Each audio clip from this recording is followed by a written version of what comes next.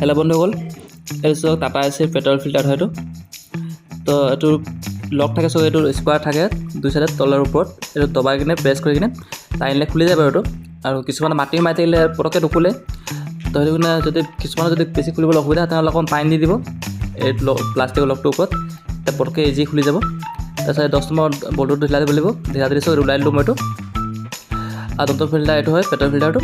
তো আপুনি যিটো কাৰ চেঞ্জ আছে, কাৰ চেঞ্জটো আপোনাৰ টেংকি বা ইঞ্জিনত যাব, ইঞ্জিন ফালে যোৱাটো কাৰ চেঞ্জটো এইফালে থাকিব। আৰু তাত লিখা থাকিব আউট বুলি, এক্সট্ৰা আউট বুলি লিখা দিব।